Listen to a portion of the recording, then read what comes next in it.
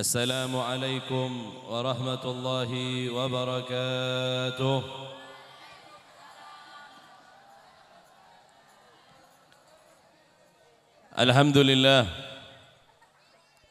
الحمد لله الذي أحسن تدبير الكائنات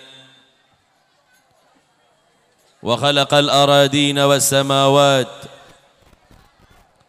وأنزل الماء من المعصرات وأنشأ حبا والنبات وقدر الأرزاق والأقوات وأثاب على أعمال صالحات ونسلي ونسلم على سيدنا محمد ذي المعجزات الظاهرات الذي حصل من نوره وجود الكائنات وعلى آله وأصحابه إلى يوم الميقات. أما بعد،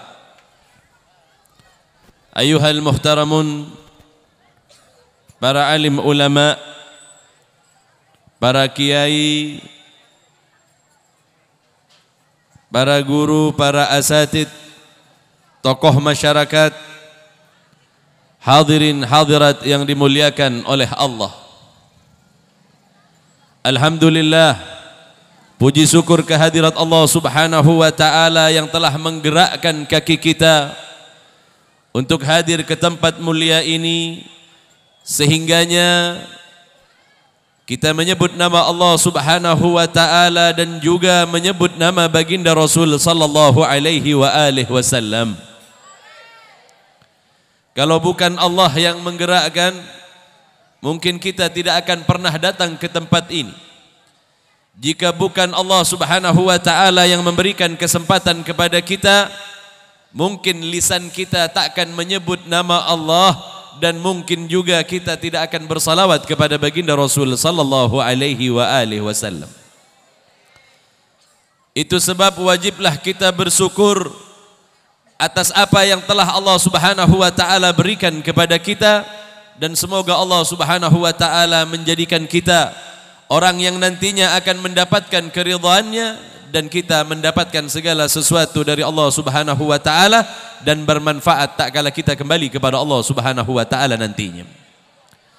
Salawat dan salam kehadirat baginda Rasul sallallahu alaihi wa alihi wasallam, Nabi yang telah memberikan petunjuk kepada umat manusia, Nabi yang telah membimbing umat manusia agar kemudian kita kembali kepada Allah Subhanahu wa ta'ala. Kita sebut namanya, setiap kali menyebut nama para nabi, maka Allah Subhanahu wa ta'ala mengkategorikan, menjadikan tak kala kita menyebut nama baginda Rasul sebagai ibadah. Di dalam sebuah riwayat, Imam Ad-Dailami pernah menyebutkan, Zikrul anbiya minal ibadah, menyebut nama para nabi adalah ibadah.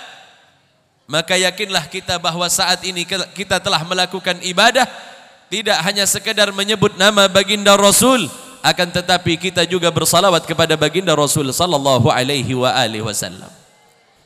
Hadirin hadirat, ikhwan akhwat yang dimuliakan oleh Allah, setiap kali masuk di bulan Rajab, baginda Rasul mengajarkan kepada kita sebuah doa, yang mana jika kita adalah umat baginda Rasul, maka kita menjadikan baginda Rasul sebagai suri tauladan.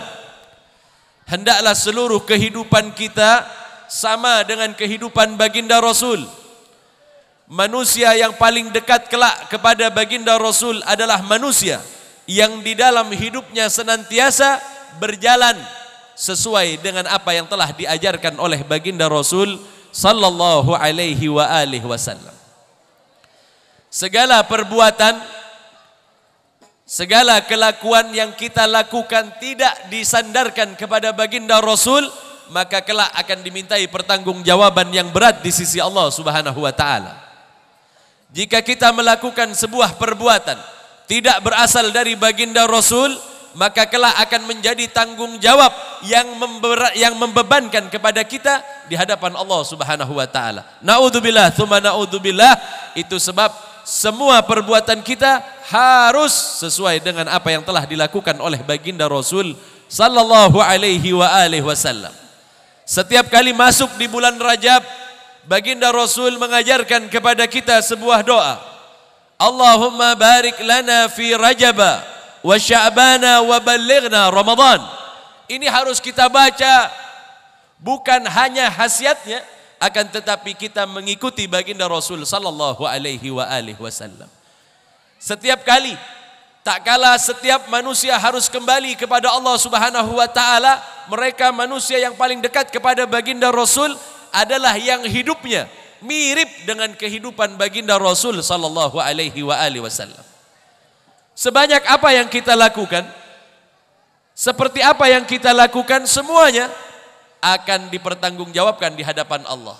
Jika masuk di bulan Rajab kita berdoa sebagaimana doa baginda Rasul, maka dikategorikan kita memiliki kemiripan dengan baginda Rasul sallallahu alaihi wasallam.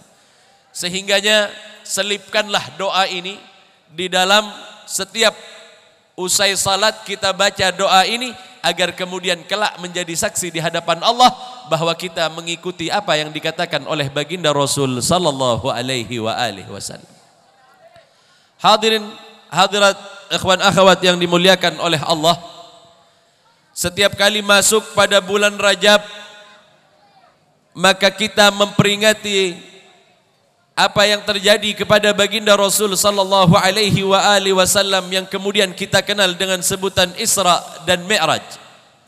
Tadi saya dengar qari kita membaca salah satu ayat dari surat Al-Isra yang bermaksud bercerita tentang Isra dan Mi'raj, akan tetapi perlu dipahami terlebih dahulu peristiwa Isra dan Mi'raj adalah dua istilah yang berbeda. Dua istilah yang berbeda. Di dalam surat Al-Isra, di dalam ayat pertama, Allah Subhanahu wa taala menyebutkan kepada kita, A'udzu billahi minasyaitonir rajim.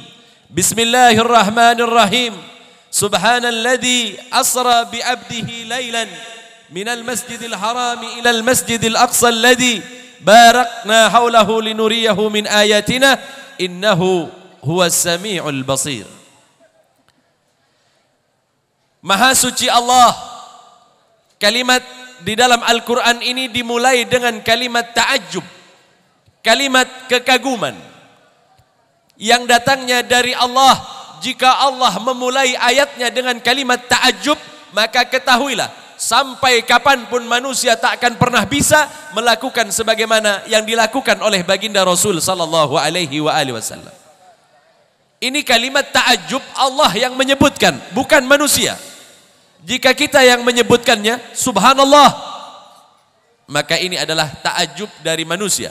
Akan tetapi jika ta'ajjub, kalimat ta'ajjub asalnya dari Allah, maka ketahuilah manusia tak akan ada yang mampu untuk melakukan peristiwa yang sama, hal yang sama yang dilakukan oleh baginda Rasul sallallahu alaihi wasallam. Peristiwa Isra di dalam Al-Quran, lihatlah konteks ayatnya. Kalau kita belajar ilmu nahu, Subhanalladzi asra bi 'abdihi lailan, kalimatnya disebut lailan.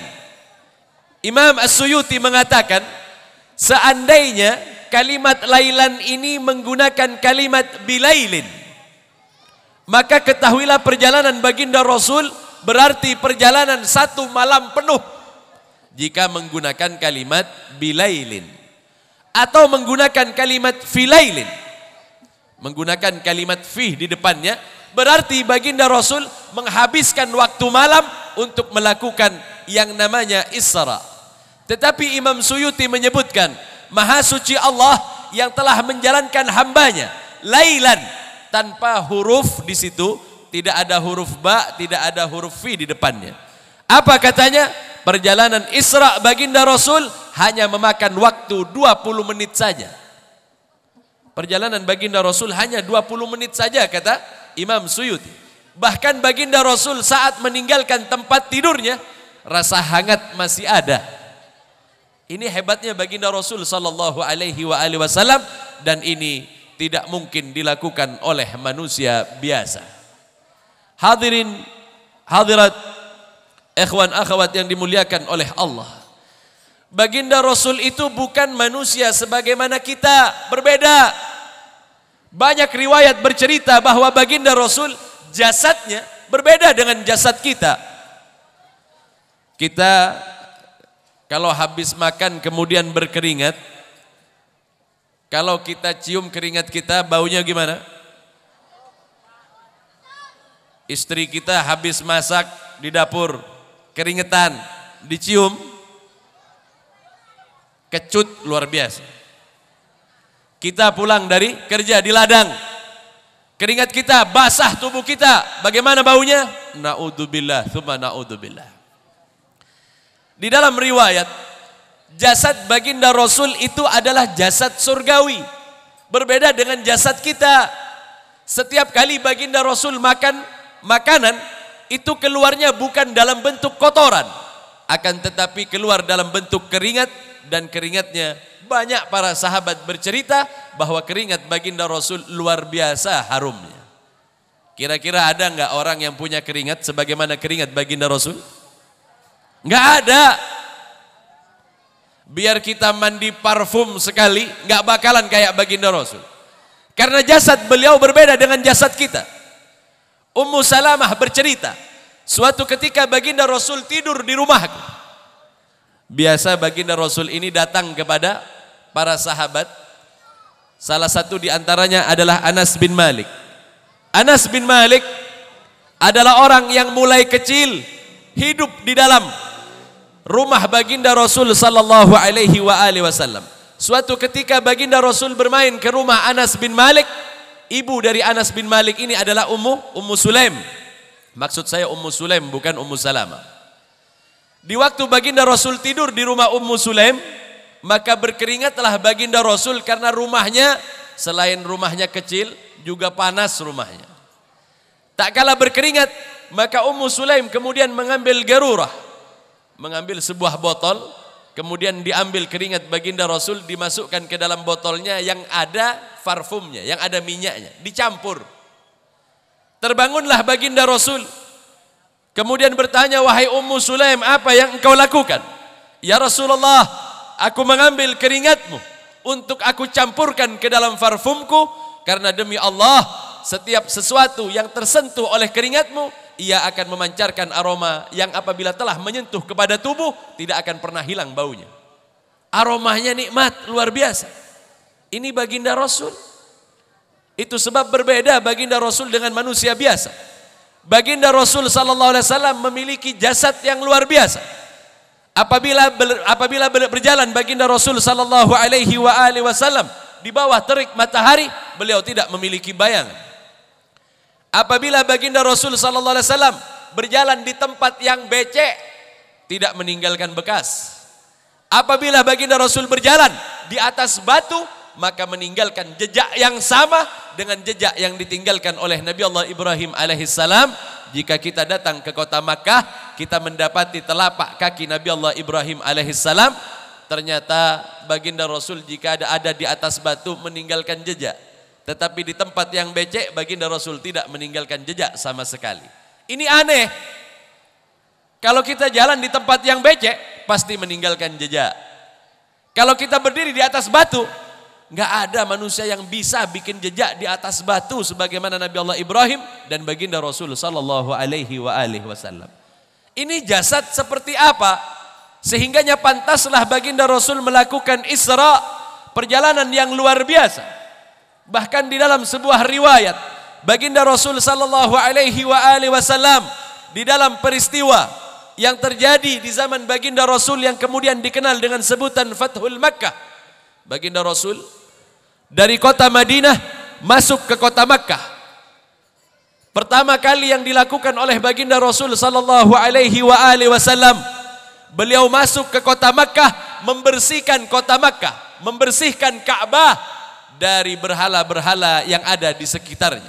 Dulu di zaman baginda Rasul, di sekitar Ka'bah ribuan patung ada di sana. Itu sebab baginda Rasul di waktu masuk dari Madinah ke kota Makkah dalam peristiwa Fathul Makkah, baginda Rasul meminta kepada para sahabat untuk membersihkan kota Makkah, Ka'bah dan Masjidil Haram keseluruhannya dari berhala-berhala yang ada.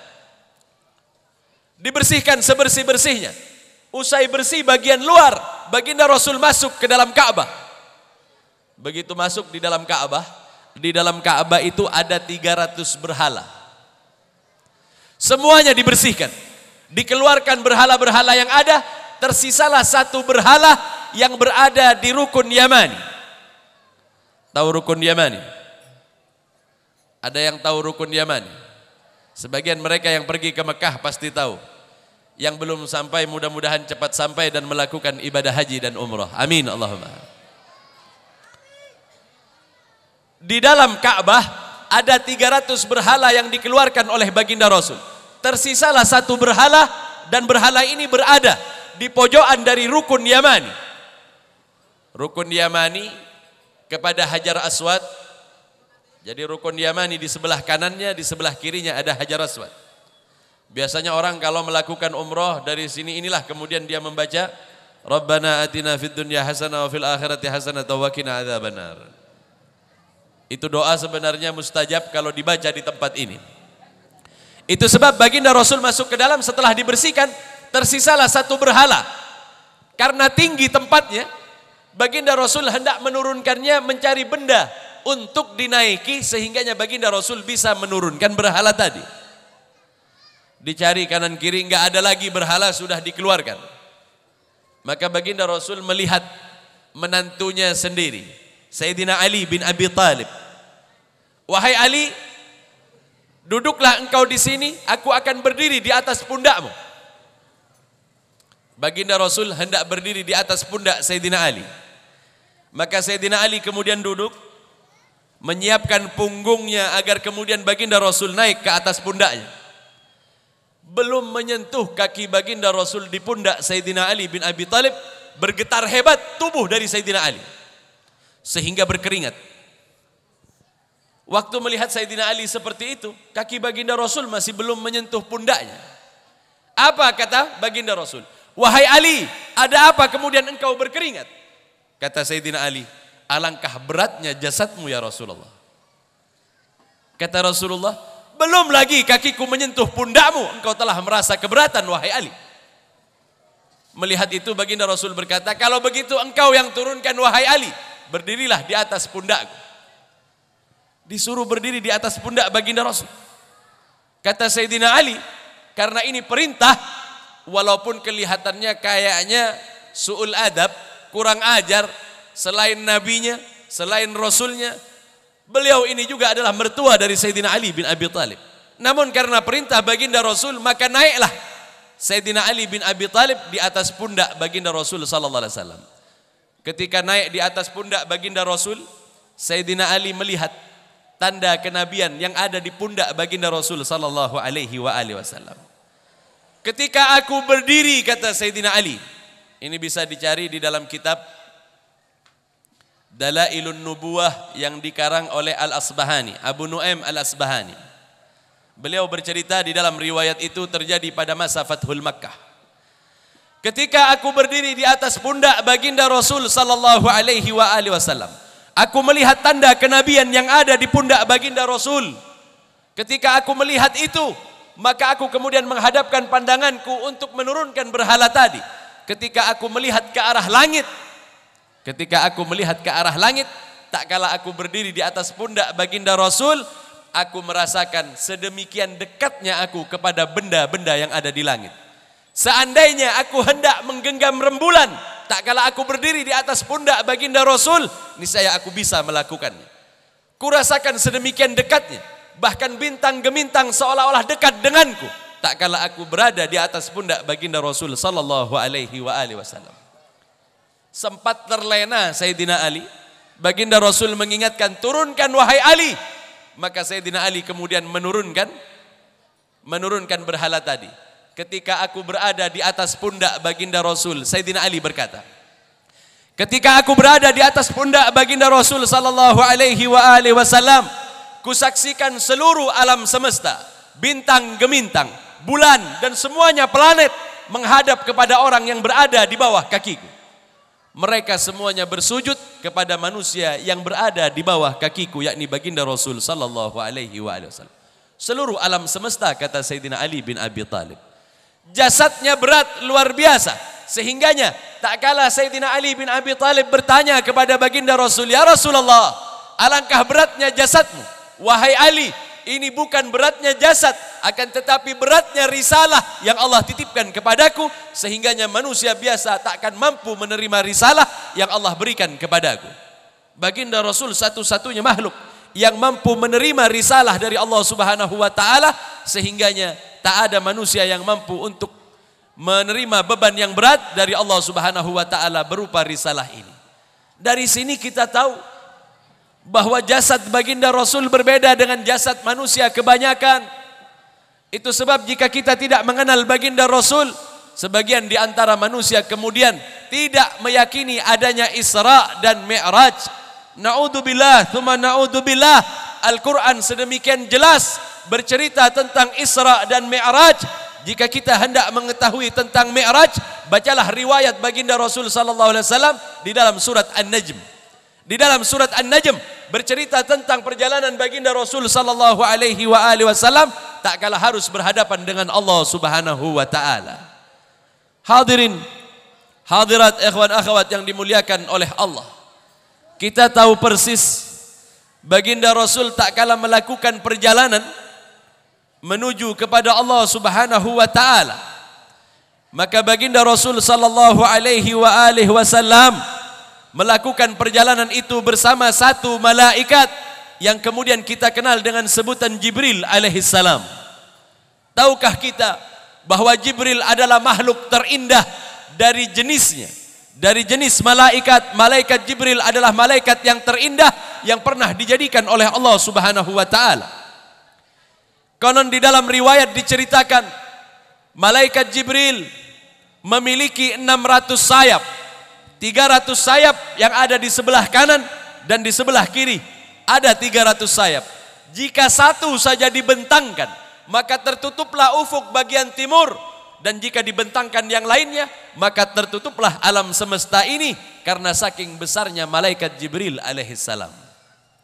Tak kala Allah menjadikan malaikat Jibril alaihissalam telah sempurna malaikat Jibril, maka malaikat Jibril kemudian usai baru diciptakan oleh Allah, malaikat Jibril kemudian berkaca di bawah arsy-Nya Allah Subhanahu wa taala. Kemudian ia bertanya, "Akhalaqta ajmala minni ya Rabb?" Apakah engkau menciptakan makhluk yang lebih indah daripada aku ya Allah? Wahai Jibril, kata Allah, aku tidak menciptakan makhluk semisal denganmu dari golongan malaikat yang jauh lebih indah darimu. Tidak ada. Engkau yang paling indah wahai Jibril. Karena malaikat Jibril diciptakan paling indah, maka kemudian ia melakukan salat selama 20.000 tahun lamanya. Malaikat Jibril melakukan salat sebagai bentuk syukurnya kepada Allah Subhanahu wa taala. 20.000 tahun solatnya malaikat Jibril. Malaikat Jibril solat 20.000 tahun. Usai solat 20.000 tahun, Allah Subhanahu wa taala berkata, "Wahai Jibril, engkau solat 20.000 tahun untuk bersyukur karena engkau kujadikan yang paling indah dari jenis malaikat. Ketahui wahai Jibril, solatmu selama 20.000 tahun masih lebih baik salat dari umat yang akan aku munculkan di akhir zaman, umat Muhammad." Ia melakukan salat 2 rakaat. 2 rakaat salat umat Muhammad jauh lebih baik daripada 20.000 tahun salatmu ini. 2 rakaat salat kita. Dalam riwayat yang lain diceritakan, kata Allah Subhanahu wa taala, suatu ketika akan ada seorang nabi yang aku munculkan, namanya Muhammad, umatnya sebaik-baik umat. Salatnya 2 rakaat walaupun dalam keadaan lupa. Salatnya 2 rakaat banyak nggak ingatnya, itu masih jauh lebih baik daripada salatmu wahai Jibril 20.000 tahun.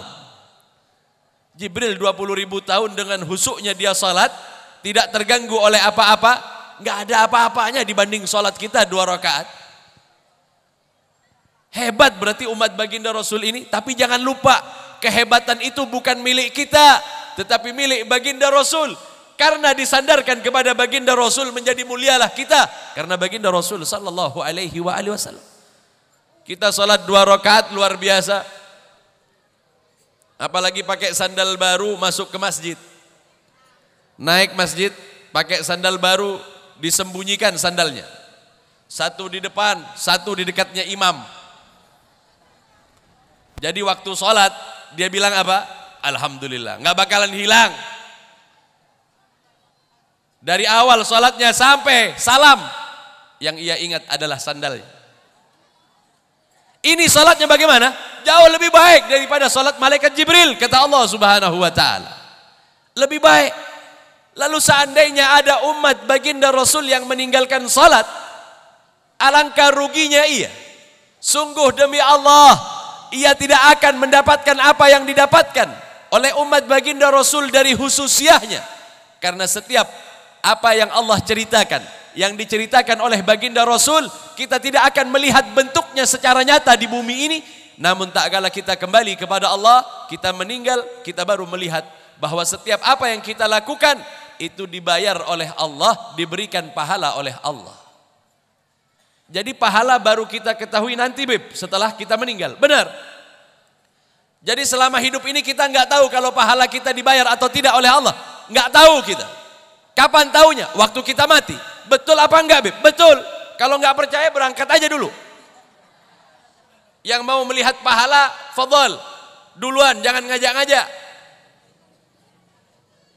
Ini cerita baginda Rasul sallallahu alaihi wasallam yang kita percaya betul bahwa segala apa yang kita lakukan adalah hal yang nantinya akan dibayar oleh Allah Subhanahu wa taala. Kemudian malaikat Jibril berkata, "Ya Rabb, wahai Tuhanku, alangkah mulianya umat Muhammad, ma hayya'ta lakum, apa yang engkau persiapkan baginya? Apa yang akan engkau berikan kepada umat Muhammad ya? Ya Allah." Kata Allah Subhanahu wa taala, "Jannatul ma'wah." Bagi mereka yang salat, aku akan berikan surga yang bernama surga ma'wah. Bolehkah aku mengukurnya ya Allah? Seluas apa kira-kira? Maka kemudian malaikat Jibril berangkat untuk mengukur luasnya surga ma'wah. Ia gunakan satu sayapnya saja. Satu sayap malaikat Jibril ini, satu sayapnya aja, maka ia dapat terbang per detiknya 300.000 perjalanan cahaya.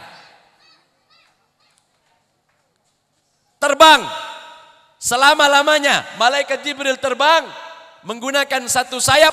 Setelah capek dia bilang, "Ya Allah, sudahkah aku mengelilingi surga ma'wah yang engkau persiapkan untuk umat Muhammad?" Apa kata Allah? 0,0%-nya belum, wahai Jibril. Belum apa-apa.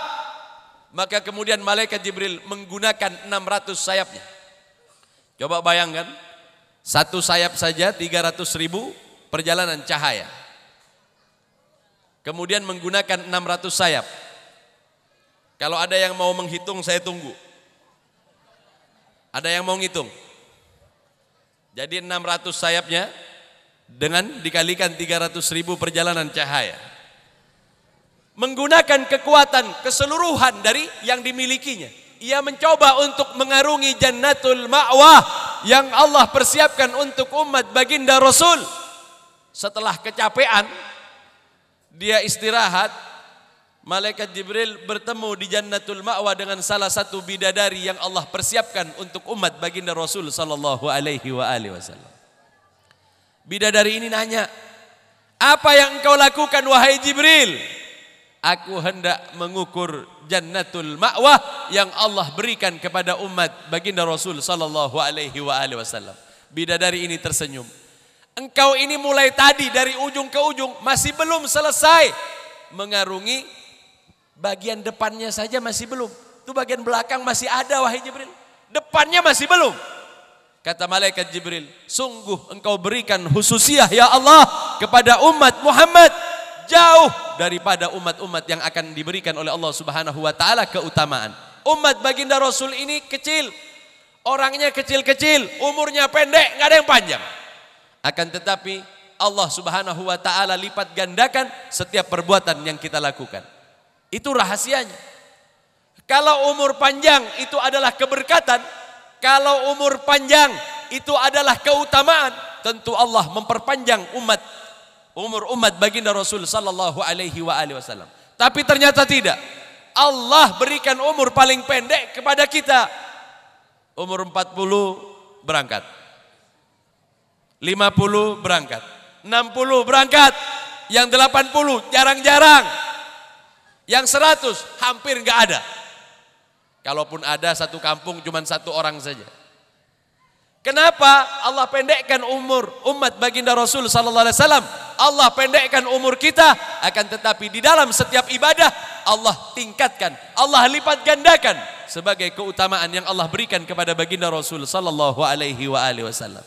Ini keutamaan baginda Rasul, sehingganya sekali saja kita salat 2 rakaat, 2 rakaat kita jauh lebih baik daripada 20.000 tahun salatnya malaikat Jibril alaihi salam. Suatu ketika malaikat Jibril biasa duduk-duduk bersama baginda Rasul sallallahu alaihi wasallam. Pernah suatu ketika malaikat Jibril ditanya oleh malaikatil muqarrabin. Disebut malaikatil muqarrabin, mereka adalah malaikat-malaikat yang dekat posisinya kepada Allah Subhanahu wa taala. Di antara mereka Jibril, Mikail, Israfil dan Israel, ini dikatakan sebagai malaikatul muqarrabin, malaikat yang paling dekat kepada Allah Subhanahu wa taala. Malaikat yang paling dekat ini, beberapa orang dari teman malaikat Jibril ini bertanya, "Wahai Jibril, setelah diutusnya baginda Rasul, ketika diutus Muhammad, engkau tak lagi pernah, tidak lagi kerasan berada di langit yang ketujuh ini. Apa sebabnya?" Kata malaikat Jibril, sejak aku mengenal baginda Rasul sallallahu alaihi wasallam, bagiku tak ada kenikmatan di langit yang ketujuh selain bersama kekasih Allah Subhanahu wa taala. Sehingganya di dalam riwayat diceritakan malaikat Jibril turun ke muka bumi sebanyak 70.000 kali di zaman baginda Rasul sallallahu alaihi wasallam. 70.000 kali malaikat Jibril.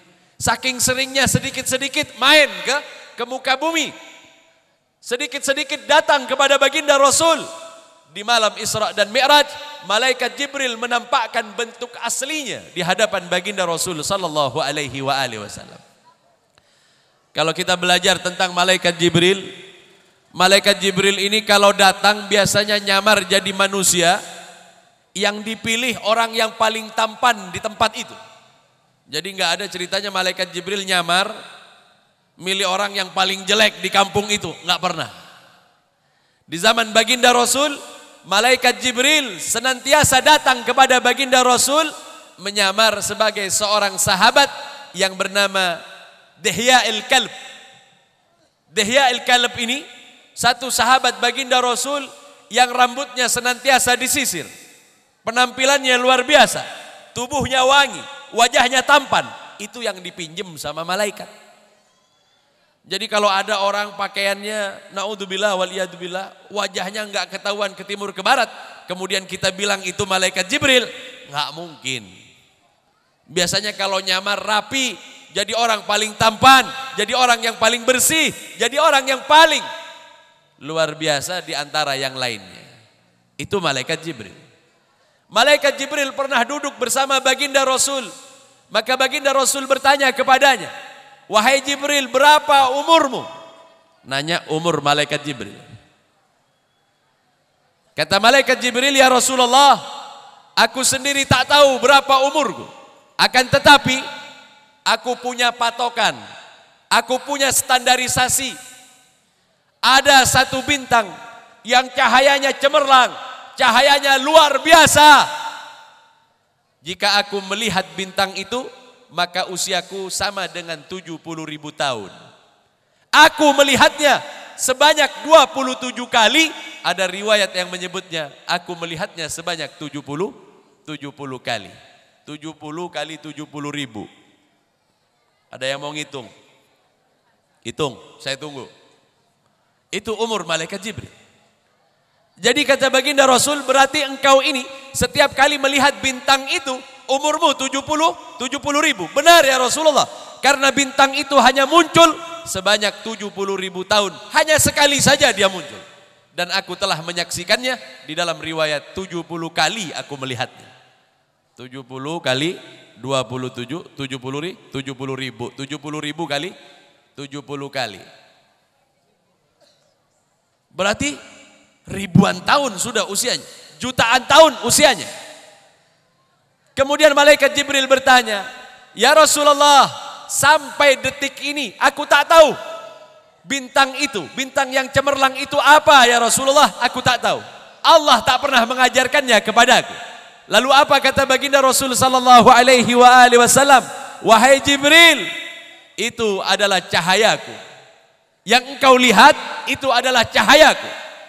Maka dari sinilah kemudian semakin kuatlah bahwa baginda Rasul adalah makhluk pertama yang oleh Allah Subhanahu wa taala dijadikan sebelum segala sesuatu dijadikan. Di dalam Maulid Habsyi, di dalam Simtud Durar, di dalam Musnad Abdul Razak diceritakan Jabir bin Abdullah pernah bertanya kepada baginda Rasul sallallahu alaihi wasallam, "Ya Rasulullah, bi abi wa ummi, akhbirni an awwali syai'in khalaqahu Allahu qabla al-asya'." Qala ya Jabir, "Inna Allaha khalaqa qabla al-asya' nura nabiyyika Muhammadin sallallahu alaihi wasallam min nurihi ay min nuri rabbih." Di dalam Musnad Abdul Razak diceritakan tentang baginda Rasul. Jabir bin Abdullah bertanya, "Ya Rasulullah, demi ayah dan ibuku sebagai tebusannya, ceritakan kepadaku, siapakah makhluk pertama kali yang dijadikan oleh Allah Subhanahu wa taala?"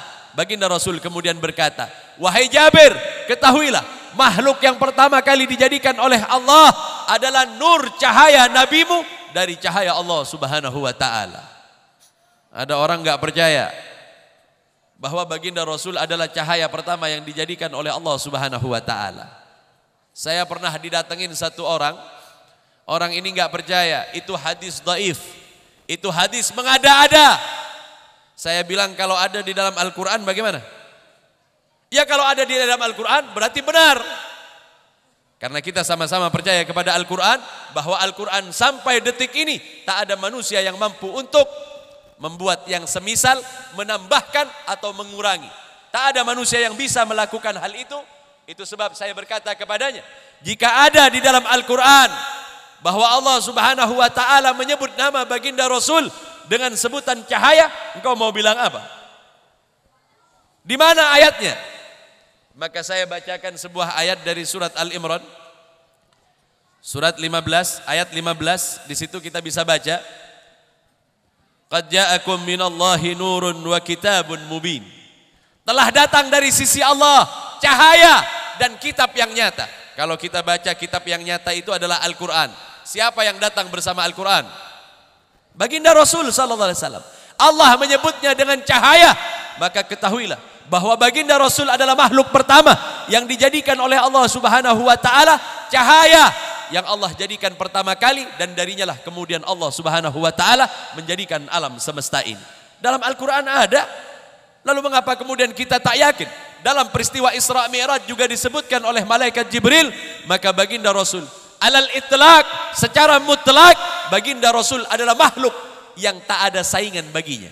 Makhluk yang paling utama, makhluk yang memiliki kedekatan kepada Allah Subhanahu wa taala, sehingganya tak ada makhluk yang lebih dekat kepada Allah selain baginda Rasul sallallahu alaihi wasallam.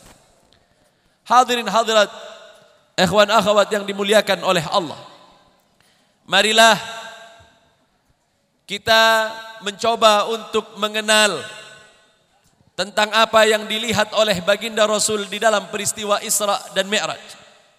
Jika peristiwa Isra adalah perjalanan baginda Rasul dari Masjidil Haram kepada Masjidil Aqsa, maka Mi'raj dimulai dari Masjidil Aqsa menuju kepada Allah Subhanahu wa taala. Kita sering mendengar ceramah bahwa baginda Rasul bertemu dengan berbagai macam mereka para utusan Allah yang datang sebelum baginda Rasul sallallahu alaihi wasallam. Sudah sering dengar ceramah Isra Mi'raj kan? Sudah sering. Di antaranya baginda Rasul tak kalah melakukan perjalanan samawiyah. Dibagi dua, ada perjalanan ardiyah. Perjalanan ardiyah kemudian dikenal dengan sebutan Isra. Kemudian yang kedua adalah perjalanan samawiyah, perjalanan langit. Perjalanan langit ini oleh baginda Rasul sallallahu alaihi wasallam bersama malaikat Jibril. Allah pertemukan baginda Rasul dengan berbagai macam makhluknya. Allah nampakkan beberapa tempat yang ada di sisi Allah Subhanahu wa taala, dan Allah pertemukan baginda Rasul dengan para nabi. Kalau saya boleh bertanya, kalau memang sudah sering dengar Isra dan Mi'raj, di langit pertama baginda Rasul bertemu dengan siapa? Siapa? Di langit pertama baginda Rasul bertemu sama siapa? Nabi Adam. Ada nabi yang lain? Ada yang lain? Ini berarti nggak dengar betul nih waktu ada Isra Mi'raj kemarin-kemarin. Yang jawab cuma 1-2 saja. Dalam riwayat disebutkan bahwa Nabi Allah Adam alaihissalam dijumpai oleh baginda Rasul di langit yang pertama. Kemudian di langit yang kedua, Nabi siapa? Nabi siapa? Nabi Ibrahim. Di langit yang kedua, Nabi Allah Isa alaihissalam dan Nabi Zakaria. Di langit yang ketiga siapa? Ini pernah dengar apa enggak nih? Belum. Di langit yang ketiga baginda Rasul bertemu dengan Nabi Allah Yusuf alaihissalam. Ini kalau diceritakan satu persatu sampai langit ketujuh bisa sampai besok pagi. Ambil sedikit saja. Ulama kemudian bercerita, mengapa kemudian baginda Rasul diperjumpakan dengan para nabi? Lalu mengapa di langit pertama Allah Subhanahu wa taala pertemukan baginda Rasul dengan Nabi Allah Adam alaihissalam? Tahukah kita bahwa Nabi Allah Adam adalah makhluk pertama yang dijadikan oleh Allah Subhanahu wa taala? Nabi itu jumlahnya berapa?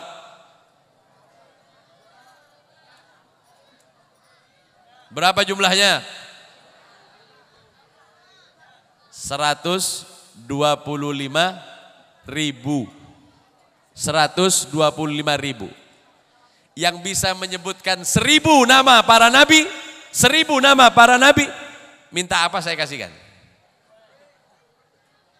Nyebutkan 1.000 nama para nabi. Yang bisa nyebutkan 1.000 nama para nabi, minta apa saya kasih? Ada yang bisa? Hari ini akan saya sebutkan nama 1.000 para nabi. Siap-siap dengerin.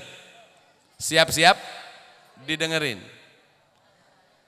Ibnu Arabi, seorang mutasawwif, seorang ulama yang ahli di dalam ilmu akhlak. Beliau pernah suatu ketika melakukan ibadah haji. Karena sudah berkali-kali beliau kemudian berniat, ya Allah, ibadah hajiku kali ini sudah berkali-kali aku haji. Yang pertama sudah aku peruntukkan untuk ayah, ibuku, kakek, nenek. Karena aku merasa terhutang kepada Nabi Allah Adam, maka hajiku di tahun ini ku persembahkan untuk Nabi Allah Adam alaihissalam. Selesai melakukan ibadah haji, tiba-tiba datang satu orang kepada Ibnu Arabi. Wahai Ibnu Arabi, engkau berhaji untuk siapa? Untuk kakekku Nabi Allah Adam alaihissalam, katanya. Yang engkau maksudkan Adam yang keberapa? Entahlah, aku tak tahu. Yang engkau maksudkan apakah yang menurunkan umat manusia pada saat ini? Iya.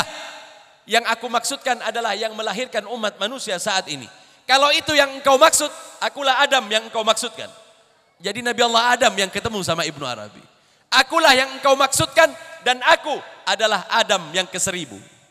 Aku adalah Adam yang ke-1000.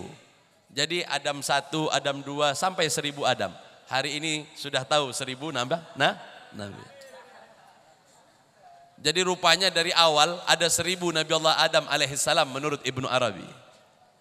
Jadi kalau disebutin satu-satu dari 125.000, saya sudah sebutin 1000 nama para nabi, yakni Adam 1 sampai Adam ke-1000. Ini Nabi Adam. Karena jumlah para nabi itu 125.000. 1000-nya bernama Nabi Allah Adam alaihissalam, semuanya namanya Adam, Adam, Adam menurut Ibnu Arabi. Itu menurut Ibnu Arabi. Alhamdulillah kita sudah hafal 1025. Nah, alhamdulillah. Jadi besok-besok kalau disebutin 1000 nabi, Adam 1, 2 sampai 1000 menurut Ibnu Arabi, berarti udah 1000 para nabi yang kita sebutkan. Hadirin hadirat, ikhwan akhwat yang dimuliakan oleh Allah. Nabi Allah Adam, Allah letakkan di langit yang pertama. Nanti kalau kita telah meninggal dunia, menurut riwayat, roh kita akan Allah Subhanahu wa taala letakkan bersama Nabi Allah Adam jika kita sempat bertaubat di waktu kita mati. Jadi kalau nggak sempat taubat, matinya nggak ngumpul sama Nabi Allah Adam alaihissalam. Di mana? Wallahu a'lam, Allah sajalah yang mengetahui.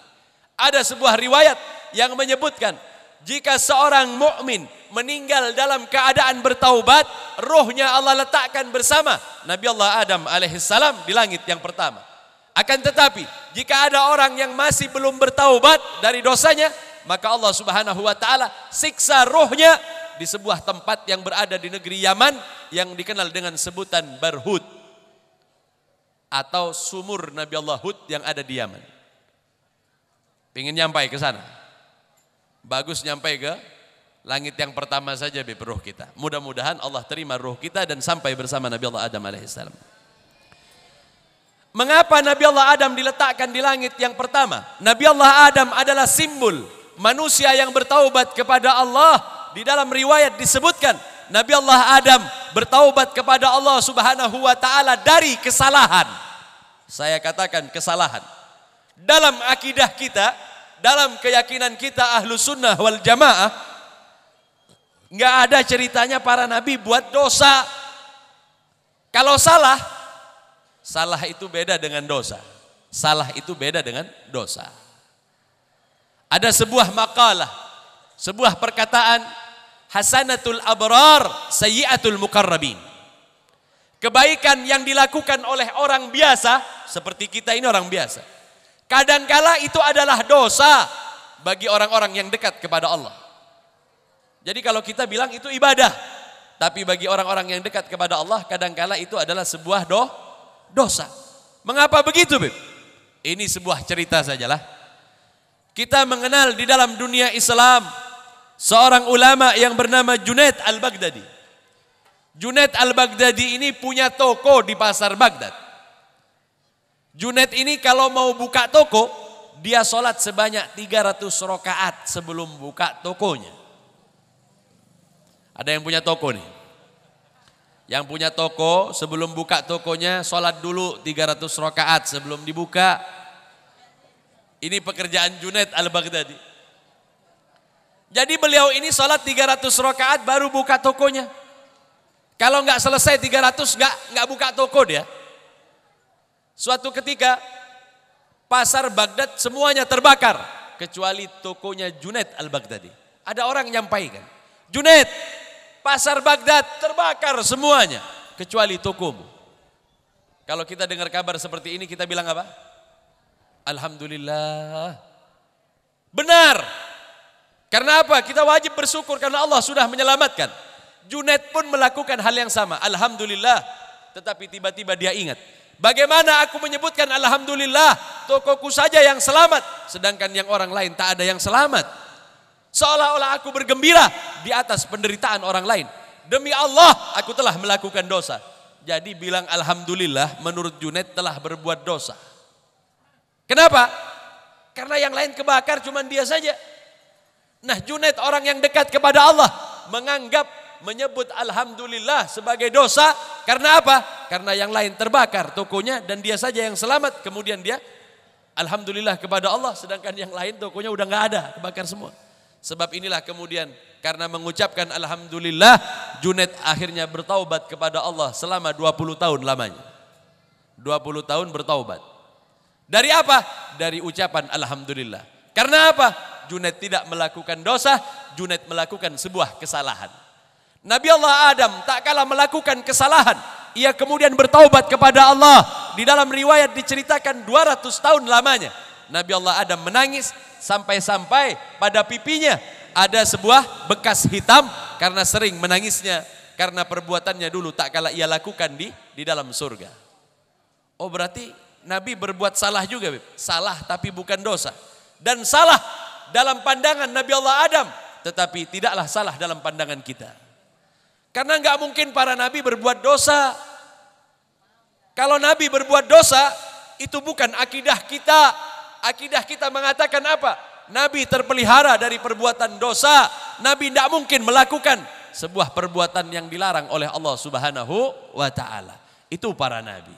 Bertaubatnya Nabi Allah Adam 200 tahun lamanya dari kesalahan yang ia lakukan, maka menyebabkan Nabi Allah Adam diterima taubatnya oleh Allah, dan Allah letakkan Nabi Allah Adam ruhnya di langit yang pertama, dan berjumpalah baginda Rasul sallallahu alaihi wasallam. Kalau kita orang yang bertaubat kepada Allah, tidaklah mustahil esok-esok kalau kita sudah kembali, maka ruh kita pun diletakkan di langit pertama bersama Nabi Allah Adam alaihissalam. Itu sebab beristighfarlah setiap saatnya. Bagi umat baginda Rasul hanya diminta 3 kali saja seusai salat. Astaghfirullahaladzim, astaghfirullahaladzim, astaghfirullahaladzim. 3 kali taubatnya kita ini dianggap sama dengan 300 tahun pertaubatan Nabi Allah Adam alaihissalam. Jika usia kita tutup dengan istighfar, maka kita kelak oleh Allah, ruh kita diletakkan di langit yang pertama bersama Nabi Allah Adam alaihissalam. Itu kalau kita bertaubat, dan semoga Allah Subhanahu wa ta'ala menjadikan kita orang-orang yang bertaubat kepada Allah Subhanahu wa ta'ala. Dan kalau bertaubat jangan taubat sambel. Taubat sambel itu apa? Begitu ada sambel di depannya dia, kemarin sudah dia taubat. Taubat gak mau makan sambel lagi. Tapi letakkan di depannya masih saja dirasain juga. Jangan berulang-ulang di dalam melakukan dosa, dikhawatirkan kemudian menghitamkan hati kita, dan dikhawatirkan kemudian kita su'ul khotimah. Na'udzubillah thumma na'udzubillahi min dzalik. Jadi bertaubatlah kepada Allah.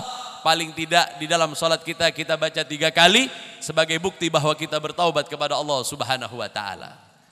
Di langit yang kedua, baginda Rasul berjumpa dengan Nabi Allah Isa alaihi salam. Nabi Allah Isa ini simbolnya apa? Simbol apa Nabi Allah Isa? Nabi Allah Isa adalah simbol zuhud, tak mau kepada dunia. Kalau hati kita masih berisi tentang cinta kepada dunia, jangan pernah berharap kita akan diletakkan oleh Allah di langit yang kedua bersama Nabi Allah Isa alaihissalam. Hilang uang 10.000, nangis sampai sebulan. Ini enggak betul, 10.000 cuman. Kalau 1 M bolehlah. Tetapi jika kemudian hanya 10.000, bersedihnya sampai berhari-hari, naudzubillah, tsumma naudzubillah juga. Ketahuilah apa yang ada di tanganmu suatu ketika akan menjadi milik orang lain. Apa yang engkau miliki kali ini bisa jadi pada masa-masa yang akan datang ia akan menjadi milik orang lain. Jangan sampai kemudian dunia ada di dalam hati kita. Syekh Abdul Qadir Al-Jailani, beliau pernah berkata, letakkanlah dunia di tanganmu. Artinya jika harus dilepas, lepaskan saja. Tetapi letakkanlah cinta di dalam hatimu hanya kepada Allah Subhanahu wa ta'ala. Sayyidina Ali bin Abi Thalib pernah berkata, cinta dunia dan cinta akhirat tidak akan pernah berkumpul di dalam satu hati. Jika engkau cintai akhirat, maka dunia dengan sendirinya menjauh. Ia bagaikan arah timur dan barat. Semakin dekat engkau ke arah barat, semakin jauhlah arah timur. Semakin dekat engkau kepada akhirat, semakin bencilah engkau kepada dunia. Karena dunia hanya dipergunakan oleh kita agar kemudian kita bisa mendekatkan diri kita kepada Allah Subhanahu wa ta'ala. Gunakan harta kita untuk semakin mendekat kepada Allah Subhanahu wa ta'ala, bukan kemudian kita lalai semakin jauh. Na'udzubillah, tsumma na'udzubillah. Jadi Nabi Allah Isa ini, kalau kita baca di dalam Al-Quranul Karim, A'udzubillahi minasyaitonir rajim. Qala inni Abdullah atani al-kitab wa ja'alani nabiyya. Nabi Allah Isa baru lahir dapat beberapa hari sudah berbicara. Qala inni Abdullah, aku adalah hamba Allah. Atani al-kitab, Allah berikan kepadaku kitab. Wa ja'alani nabiyya, dan menjadikan aku sebagai seorang nabi. Nabi itu lahir langsung nabi. Bukan beribadah dulu baru kemudian jadi nabi. Bukan melakukan kebaikan kemudian diangkat jadi nabi. Bukan. Mereka lahir langsung manusia pilihan dan jadi nabi. Lihat di dalam ayat ini. Kemudian apa kata Nabi Allah Isa? wa barran biwalidati, dan Allah jadikan aku anak yang berbakti kepada orang tuaku. Siapa yang tak kenal Nabi Allah Isa? Nabi Allah Isa adalah simbol, lambang bagi kezuhudan, tak mau kepada dunia, dan lambang berbakti kepada kedua orang tua. Jika kita meninggalkan cinta dunia dan berbakti kepada kedua orang tua kita, tidaklah mustahil tak kala kita kembali kepada Allah, kita meninggal nantinya, ruh kita oleh Allah diletakkan di langit yang kedua bersama Nabi Allah Isa alaihissalam. Nabi Allah Isa di dalam riwayat tak pernah makan sebelum ibunya terlebih dahulu makan. Ia makan sisa dari makanan ibunya. Tidaklah ia minum kecuali sang ibu telah minum, maka ia meminum sisa dari minuman ibunya. Belum pernah berkata belum pernah berkata tidak, belum pernah menolak perintah sang ibu, belum pernah meninggalkan sang ibu pada masa hidup sang ibu. Gak pernah lari. Zaman sekarang malah kebalik. Karena menjadi orang kaya, ibunya ada di dalam rumah dia, dijadikan kurang lebih sama dengan pembantu. Orang yang seperti ini jangan pernah berharap rohnya akan diletakkan di langit yang kedua bersama Nabi Allah Isa, karena ia tidak berbakti, tidak menampakkan berbaktinya kepada kedua orang tuanya. Naudzubillah wal iyadubillah. Selain itu, Nabi Allah Isa juga tak mau kepada dunia. Ini terkenal betul. Setiap muridnya didoktrin, setiap muridnya diajarkan bahwa dunia sifatnya sementara, dunia akan menjadi hisab tak kala engkau kembali kepada Allah Subhanahu wa taala. Suatu ketika Nabi Allah Isa keluar bersama salah seorang murid. Nabi Allah Isa ini punya murid, diajak jalan. Ayo ikut saya jalan-jalan. Maksud Nabi Allah Isa agar kemudian bersih hati sang murid dari cinta kepada dunia. Baginda Rasul menyebutkan, hubbud dunya ra'su kullil khati'ah. Cinta kalian kepada dunia adalah awal dari kebinasaan. Kecelakaan pertama karena kita cinta kepada dunia. Jika berisi di dalam hati kita kepada dunia, tak akan pernah selamat kita. Naudzubillah wal iyadubillah. Nabi Allah Isa ajak muridnya ini berjalan bersama. Diajaknya murid tadi. Kata Nabi Allah Isa, di perjalanan kali ini marilah kita berbekal. Bawa roti tiga potong saja. Jangan banyak-banyak. Dibawalah roti hanya 3 potong saja. Setelah melakukan perjalanan cukup jauh, mereka beristirahat. Nabi Allah Isa berkata, ambilkan sepotong roti. Diambil 1 potong roti buat Nabi Allah Isa dan sepotongnya lagi untuk muridnya tadi. Kata Nabi Allah Isa, nanti kita akan berhenti di satu tempat lagi, kita makan lagi roti kita. Sisa 1 masih. Begitu sampai di tempat yang kedua, Nabi Allah Isa nanya, mana roti yang tinggal 1 potong tadi? Apa kata muridnya? Roti yang mana Nabi Allah Isa? Kita tadi bawa berapa waktu berangkat? 3. 1 aku makan kata Nabi Allah Isa. Yang 1 kamu yang makan. Kan sisa 1. Enggak tahu Nabi Allah Isa, saya enggak tahu.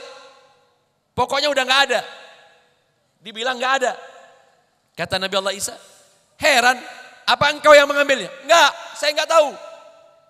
Ini kalau urusan perut, banyak orang yang kemudian yang mengelak. Kalau sudah urusan makanan, banyak orang lebih mementingkan urusannya sendiri daripada kepentingan orang banyak.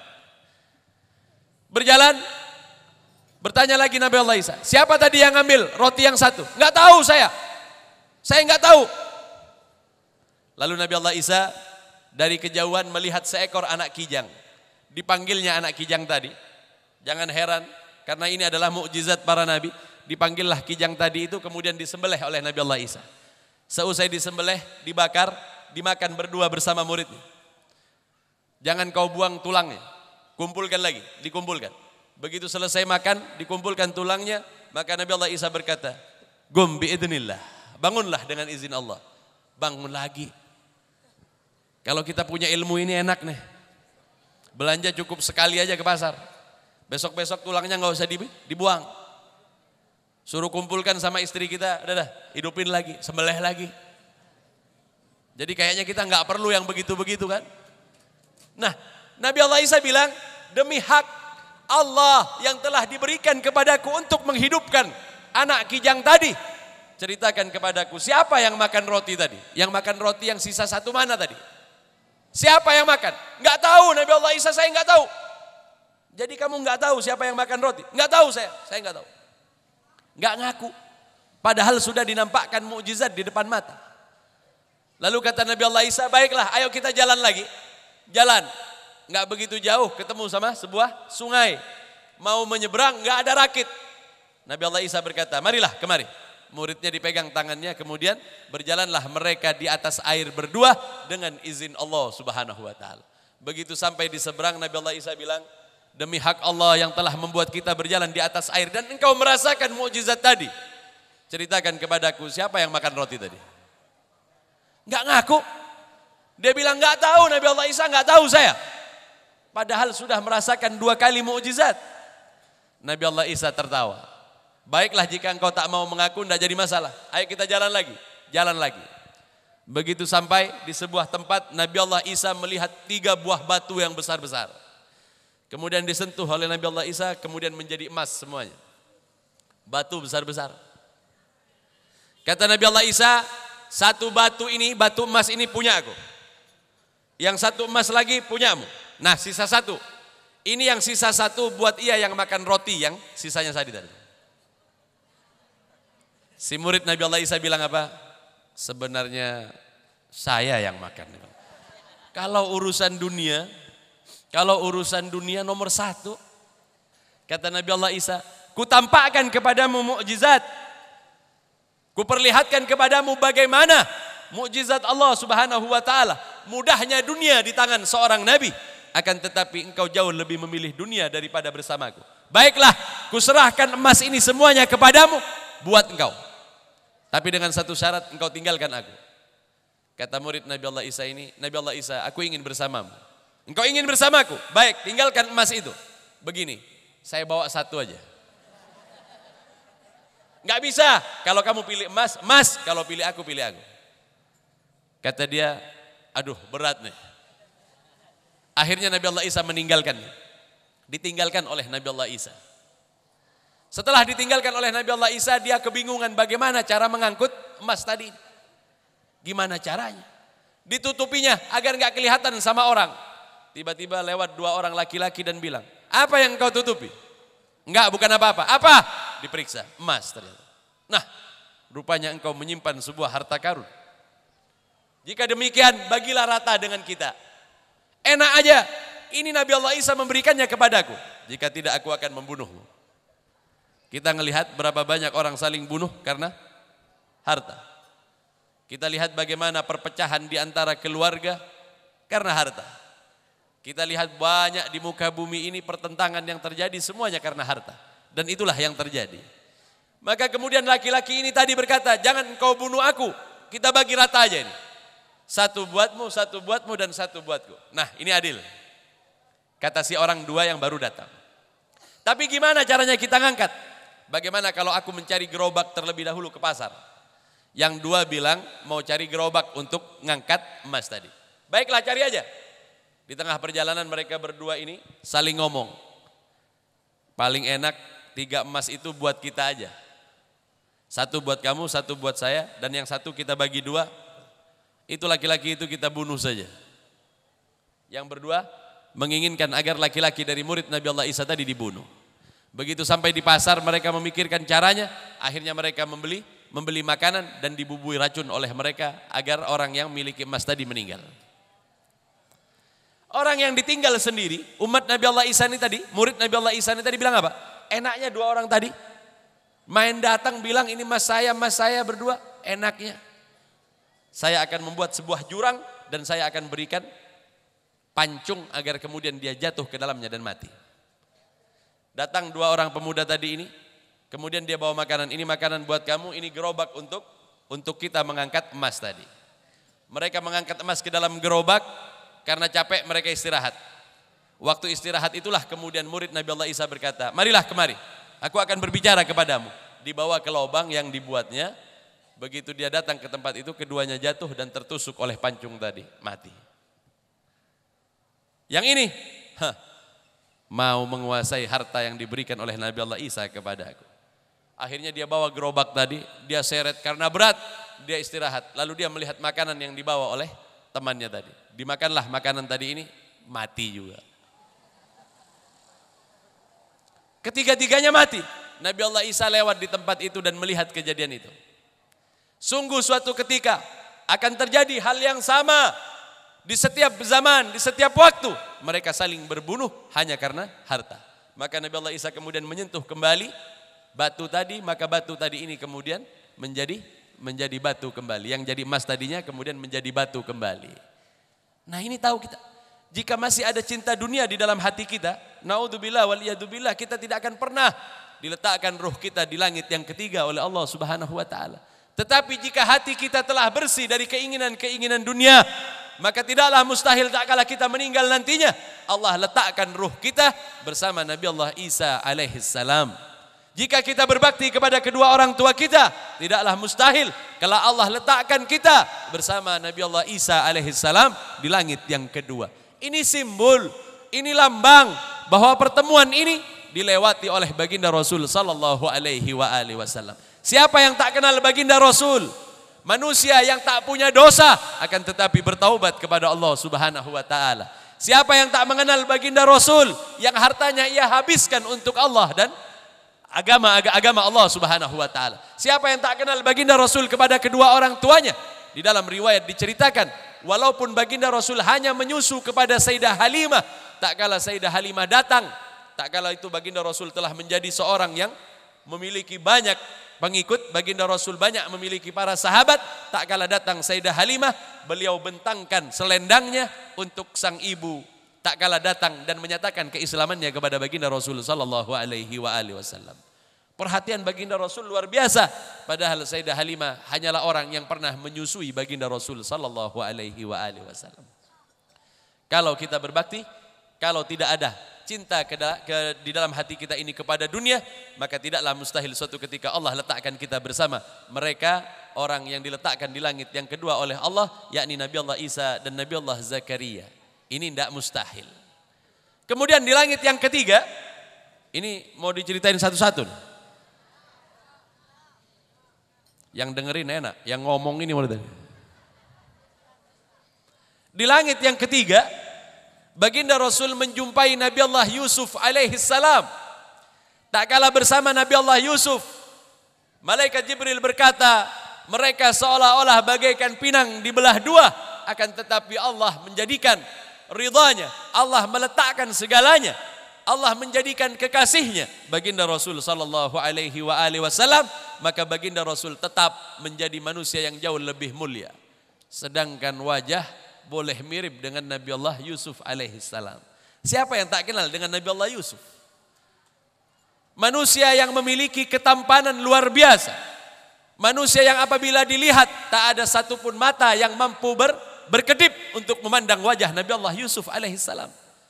Beda wajah baginda Rasul dengan wajah Nabi Allah Yusuf ini beda. Kalau baginda Rasul lewat, tak ada yang mampu memandang wajah baginda Rasul. Semuanya menundukkan pandangan, bukan karena baginda Rasul wajahnya enggak enak dipandang, tidak. Tetapi setiap kali memandang baginda Rasul, mereka teringat kepada Allah Subhanahu wa taala, mereka teringat kepada azabnya Allah, mereka ingat kepada janji-janji Allah tentang kenikmatan, yakni surganya Allah. Itu sebab para sahabat jika melihat baginda Rasul pastilah tertunduk.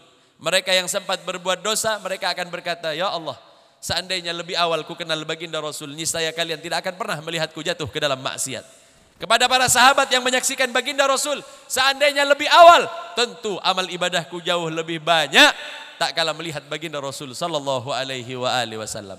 Tapi kalau Nabi Allah Yusuf yang lewat, itu perempuan-perempuan pada sweet-sweetan semua. Ini betul. Nabi Allah Yusuf memiliki wajah yang luar biasa. Lihatlah cerita di dalam Al-Quran tentang Nabi Allah Yusuf. Tak kala wanita-wanita Mesir, wanita-wanita yang cantik jelita, wanita-wanita yang memiliki kedudukan mulia, bangsawan, mereka memotong jari mereka tanpa terasa sambil melihat Nabi Allah Yusuf alaihissalam. Kalau Yusuf yang di sini lewat di depan kita, kena tusuk aja sedikit sakit. Ini herannya. Ini tangan ini kan ada tulang. Di tangan ini ada tulang. Tentu waktu dipotong akan kena kepada tulang. Dan ketahuilah, wanita-wanita cantik di Mesir di zaman Nabi Allah Yusuf, mereka semuanya tak memiliki jari telunjuk. Karena mereka memotongnya. Waktu memotongnya sambil melihat Nabi Allah Yusuf, tidak terasa sama sekali. Ada yang begini di sini. Kalau dilihat kemudian semuanya terpesona. Jangan coba-coba motong tangan sambil lihat Yusuf yang asalnya dari sini, jangan. Ini mohon maaf kalau ada yang namanya Yusuf. Ini Nabi Allah Yusuf yang Allah ceritakan tentang ketampanannya, luar biasa. Sudahlah tampan seperti itu, tidak tergoda oleh perempuan. Tidak gampang jatuh kepada maksiat. Jika seandainya kita dihadapkan kepada permasalahan yang sama dengan Nabi Allah Yusuf, kemudian kita mampu untuk tidak terjadi maksiat sebagaimana Nabi Allah Yusuf alaihissalam dengan Zulaikha, namanya Zulaikha. Di dalam riwayat namanya Zulaikha. Memang tidak ada di dalam Al-Quran, tetapi kalau ingin menyaksikannya, melihatnya di dalam hadis baginda Rasul sallallahu alaihi wasallam. Ceritanya panjang sebenarnya, tapi saya sensorlah, nggak usah terlalu panjang. Nabi Allah Yusuf ini dipancing untuk melakukan perbuatan yang tak baik. Itu sebab Zulaikha menyuruh pembantunya, wahai pembantuku, bawalah Yusuf kepada ruangan pribadiku. Ruang pribadi. Ini kalau saya jalan tadi, banyak orang di pinggir jalan kadang nggak malu. Bukan muhrimnya, bukan apanya. Main gandengan aja. Main pelukan aja naik sepeda motor. Itu tugas kita. Artinya setiap orang tua kelak dikenakan pertanggungjawaban oleh Allah Subhanahu wa taala. Jaga anak-anak kita. Jaga agar mereka tidak jatuh ke dalam perbuatan maksiat. Tidakkah kita menginginkan suatu ketika tak kala kita meninggal, kita bersama Nabi Allah Yusuf alaihissalam di langit yang ketiga? Itu sebab Nabi Allah Yusuf ketika dijebak oleh Zulaikha, Zulaikha menyuruh pembantunya, bawalah Yusuf kepadaku ke ruang pribadiku. Ruang pribadi Zulaikha ini dari pintu awal sampai pintu ketujuh. Ada 7 pintu. Pintu pertama kepada pintu yang kedua jaraknya 700 meter. Ini ruang pribadi dari Zulaikha. 7 pintu, jaraknya tiap pintu itu 700 meter. Berarti kurang lebih setengah kilo.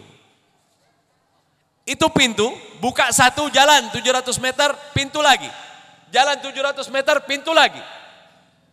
Enggak pakai ditutup pintunya kalau kita. Bisa jadi.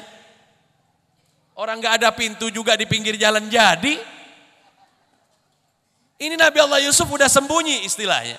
Udah ngelewatin pintu-pintu ini. Begitu sampai di pintu yang ke-7, Zulaikha menggunakan pakaian yang transparan. Bayangin tuh. Zulaikha ini wanita tercantik di zamannya. Bangsawan terkaya di zamannya.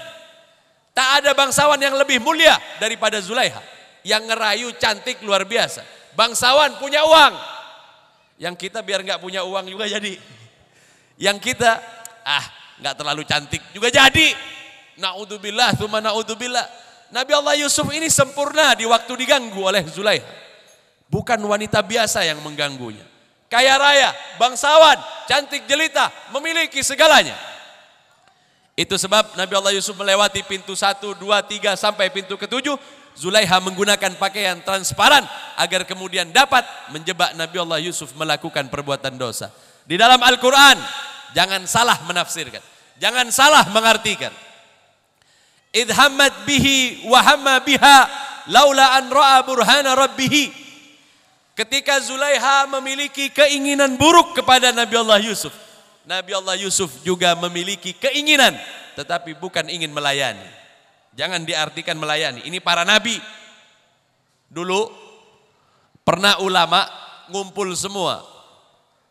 Ngumpul semua para ulama. Ditanyakan satu-satu. Seandainya kalian para ulama diuji oleh Allah sebagaimana ujian Nabi Allah Yusuf. Ada seorang perempuan yang kemudian mengajaknya untuk melakukan maksiat. Bagaimana pendapat? Ulama pertama bilang apa? Kalau saya akan mempertahankan diri saya agar kemudian tidak jatuh kepada perbuatan maksiat. Semuanya bilang begitu, kecuali satu ulama. Dia bilang apa? Saya enggak jamin bisa menjaga diri saya tak kala saya bersama seorang perempuan. Kenapa?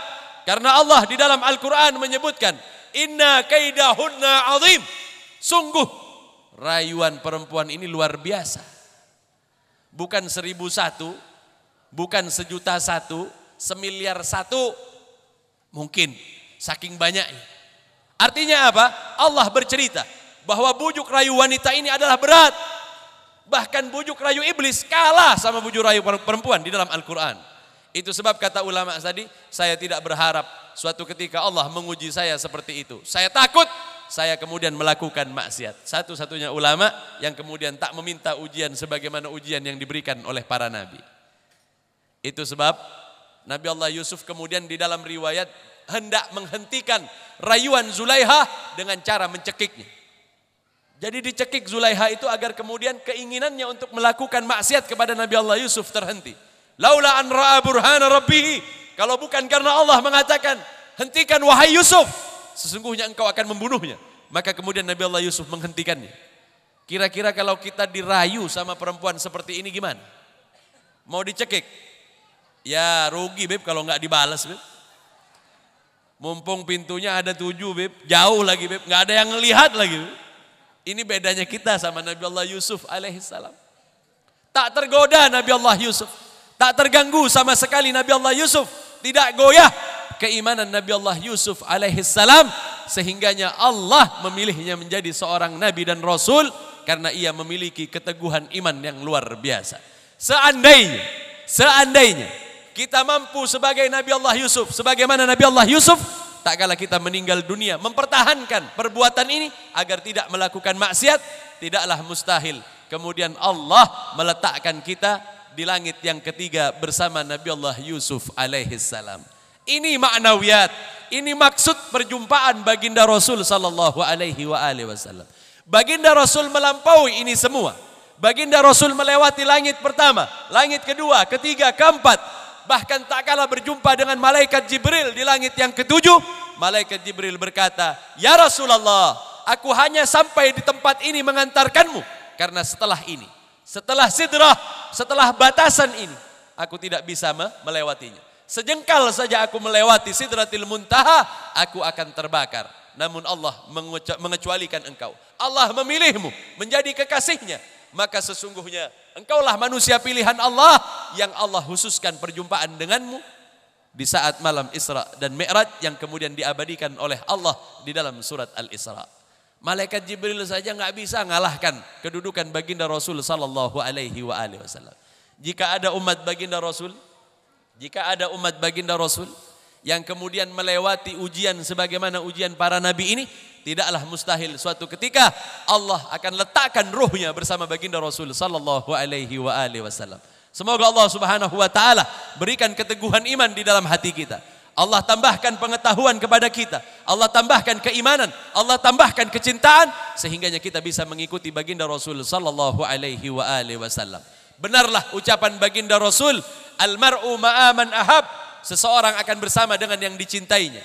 Ulama dahulu mengajarkan kita untuk melaksanakan acara seperti ini bukan lain agar kita mengenal baginda Rasul. Menambah pengetahuan kita, tak kalah menambah pengetahuan kita, bertambah cinta kita kepada baginda Rasul sallallahu alaihi wasallam. Jika bertambah cintamu kepada baginda Rasul, maka tidaklah mustahil suatu ketika kita akan dibangkitkan bersama baginda Rasul sallallahu alaihi wasallam. Hadirin hadirat, ikhwan akhwat yang dimuliakan oleh Allah, terakhir saya ceritakan tentang sebuah cerita seorang perempuan yang meninggal karena rasa cintanya kepada baginda Rasul sallallahu alaihi wasallam. Dulu ini cerita di negeri orang-orang kafir. Ini cerita di negeri Amerika. Di Amerika itu mau salat seperti kita ini sulit setengah mati. Mereka membeli apartemen untuk kemudian dijadikan masjid sebagai tempat ibadah. Ada satu pemuda, ini cerita saya dapatkan dari guru saya Al-Habib Ali bin Syekh Abu Bakar. Habib Ali bin Syekh Abu Bakar ini mendapatkan cerita dari salah satu murid Sayyid Muhammad bin Alawi Al-Maliki, dan cerita ini berasal dari beliau. Cerita ini berasal dari Sayyid Muhammad bin Alawi Al-Maliki, dan Sayyid Muhammad bin Alawi Al-Maliki ini diceritakan langsung oleh orang yang mengalami peristiwa tadi. Ini silsilah sanadnya biar saya nggak salah kalau cerita. Saya ceritakan ini karena saya juga mendengar dari guru saya. Laki-laki ini Islam, tinggal di Amerika. Setiap waktu sholat, jauh sebelum waktu sholat tiba, dia sudah naik ke masjid. Kurang lebih kita juga. Kalau sudah tiba sholat Jumat, adzan pertama masih. Adzan kedua belum khutbah. Kalau sudah khutbah, khutbah kedua. Nungguin khutbah kedua. Sampai orang udah sholat, rakaat pertama masih. Akhirnya nggak jadi sholat Jumat, sholat zuhur. Nah ini laki-laki luar biasa. Walaupun ada di negeri orang kafir, sholat di sana tidaklah semudah sholat di negeri kita. Dia ini tepat waktunya kalau sholat. Jauh sebelum adzan berkumandang, ya sudah ada di masjid. Rupanya rutinitas dia, perbuatan dia setiap harinya ini diawasi oleh satu orang perempuan. Rupanya perempuan ini tertarik kepada laki-laki tadi. Diperhatikan.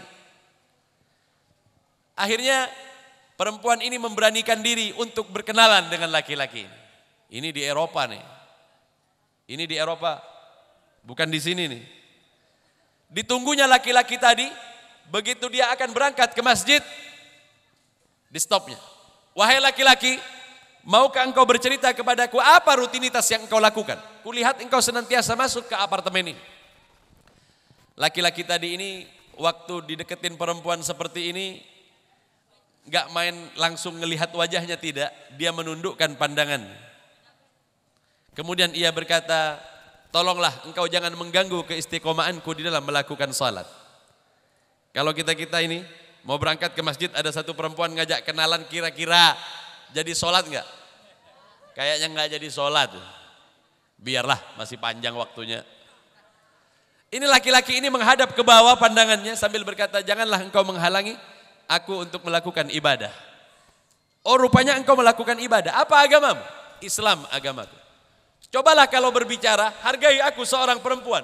Lihat aku ini. Ini pandangannya ke bawah terus.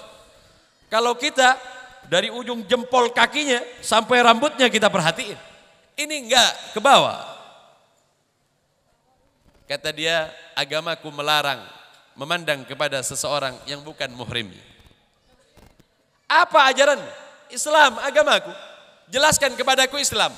Nanti usai salat baru saya jelaskan. Turun dari salat dia jelaskan tentang Islam. Kemudian perempuan ini berkata, bolehkah saya jauh lebih dekat menjadi teman kepadamu?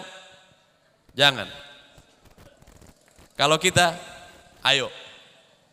Dia bilang apa? Enggak bisa, kamu bukan muhrim saya. Lalu gimana caranya biar saya jadi muhrimmu? Engkau harus menikah denganku. Tetapi dengan syarat engkau harus masuk ke dalam agamaku.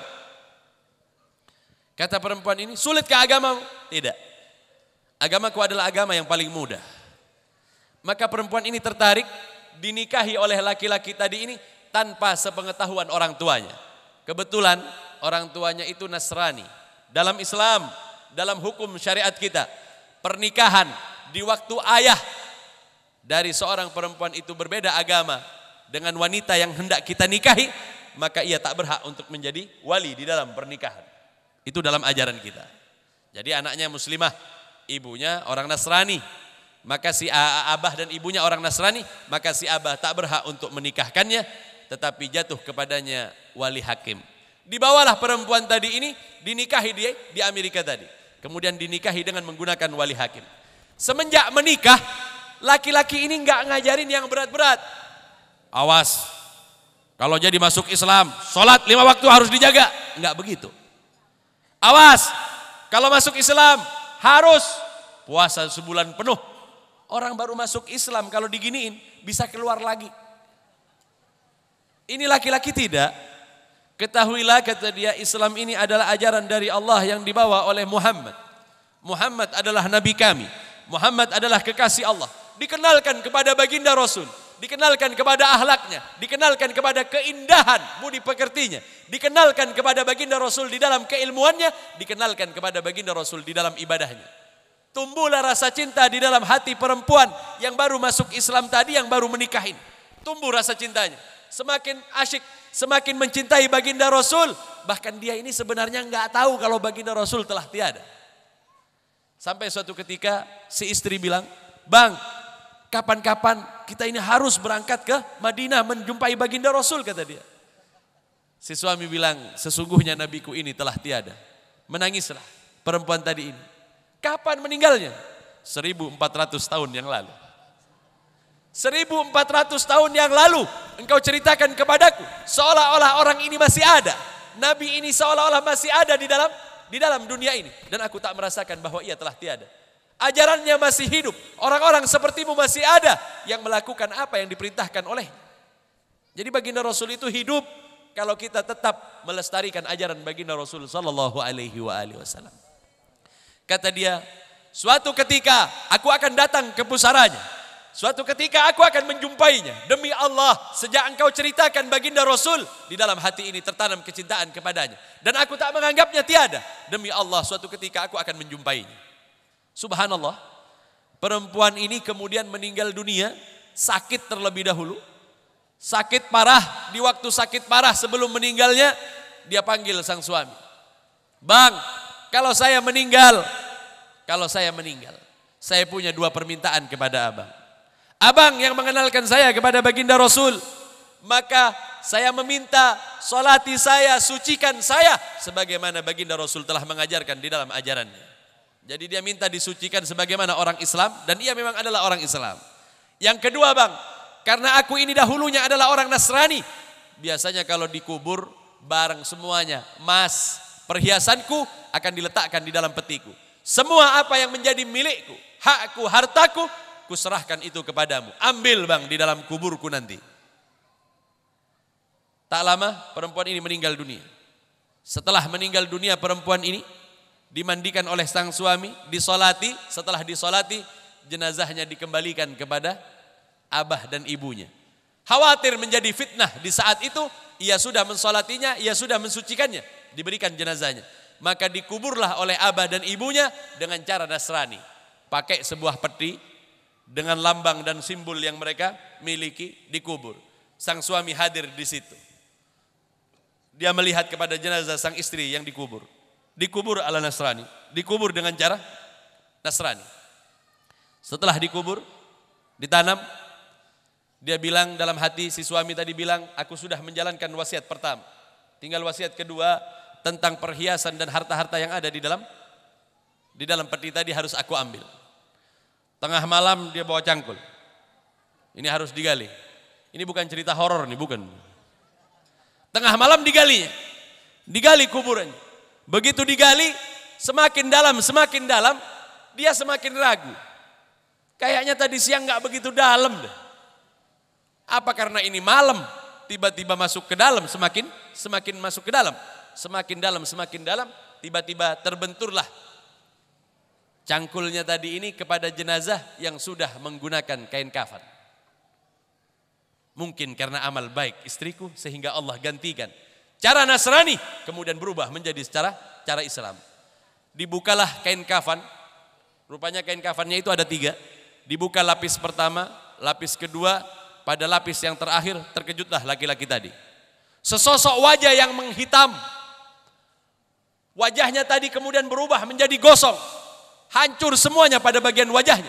Terkejutlah ia. Maka sang suami kemudian berkata, ya Allah, aku tak mengajarkan kepadanya tentang nilai-nilai yang buruk. Aku tak mengajarkan kepadanya segala sesuatu yang dilarang olehmu ya Allah. Aku telah mengajarkan kepadanya nilai kebaikan, lalu mengapa kemudian istriku begini? Di dalam hati laki-laki tadi berkata, mungkin ini adalah perbuatannya dulu yang ia kerjakan tak kala ia masih dalam agamanya. Diambillah salah satu kain kafannya, diambil satu lembar kain kafan, ditutup kembali, rapi, dia ambil kain kafan tadi, kemudian ia berdoa, ya Allah, jika sempat suatu ketika aku berziarah kepada Nabi, akan aku bawa kain kafan ini sebagai bukti bahwa aku telah mengajarkan kepada istriku kecintaan kepadanya. Suatu ketika mungkin ini akan membawa rahmat, suatu ketika kemudian membawa syafaat, sehingganya menyelamatkan jenazah istriku. Dibawalah kain kafan tadi ini. Beberapa bulan berikutnya laki-laki ini melakukan ibadah haji atau ibadah umrah. Karena dia umrah, dia gunakan kain kafan itu sebagai kain ihramnya. Dibawalah. Di waktu dia tawaf putaran pertama, baru putaran yang kedua, tiba-tiba ada 2 orang Arab, dia bilang, maling, maling, maling, kepada laki-laki. Siapa yang maling? Kamu. Apa yang saya curi? Ini kain kafan. Kain kafan? Kain kafan ini saya bawa dari negeri saya, Amerika. Tetapi ini adalah kain kafan abah saya, kata orang Arab. Mana buktinya? rupanya di pojokan kain kafan itu ada tulisan. Kebetulan dia nggak terlalu memeriksa. Itu ada bacaan khasul lil wazir. Hanya untuk seorang menteri. Kain kafannya memang lebih bagus, tetapi bukan jaminan kemudian selamat dari yang namanya siksa kubur. Begitu dilihat, subhanallah, astaghfirullahaladzim, aku tidak menyaksikan ini. Aku mengambilnya di kuburan istriku. Dan demi Allah aku membawanya dari Amerika, aku tidak mencurinya di tempat ini. Tidak bisa, engkau harus ke kantor polisi. Karena berdebat, akhirnya dibawalah ke kantor polisi. Begitu sampai di kantor polisi, polisi nanya, ini buktinya, berarti engkau mencuri. Coba kamu lihat paspor saya. Paspor saya ini baru pertama saya masuk ke negeri Makkah. Ini awal pertama kali. Bagaimana kemudian saya bisa mencuri? Diperiksa lagi, kata laki-laki tadi begini aja. Di mana kuburan abah laki-laki dua ini? Kita datangi dan kita lihat. Kalau memang kain kafannya kurang satu, maka hukumlah saya sesuai dengan hukum yang berlaku di negeri. Berangkatlah bersama polisi, digalilah kuburan abah dari laki-laki orang Arab tadi. Begitu digali, nggak begitu lama kebentur kepada peti. Malah simbolnya, simbol Nasrani. Si laki-laki tadi yang berasal dari Amerika ini bilang, ini peti istriku. Begitu dibuka, hendak dibuka, laki-laki tadi berkata, jangan engkau lihat, karena sesungguhnya peti ini adalah peti dari istriku. Nggak mungkin, ini peti abah saya, kata orang Arab. Tunggu dulu, biarkan saya melihatnya terlebih dahulu. Saya khawatir terbuka aurat. Maka dibuka oleh laki-laki tadi, sesosok wajah yang cantik jelita, sedikit pun tidak berkurang. Bahkan Allah Subhanahu wa taala menambahkan kecantikan kepadanya sehingga memancarkan cahaya pada wajah. Pakaian yang indah sedikit pun tidak berubah. Bahkan semerbak tubuhnya tercium oleh mereka yang ada di tempat itu. Ketika dibuka, menangislah laki-laki tadi dan berkata, demi Allah, ini adalah istriku. Dan apa yang ada di dalam kuburan ini, yang ada di dalam peti ini dari emas, adalah milikku karena ini adalah wasiat kedua yang pernah ia berikan kepadaku. Dan ambillah kain kafannya. Dilemparkan kain kafannya tadi, yang dipakai untuk ihram, ambillah.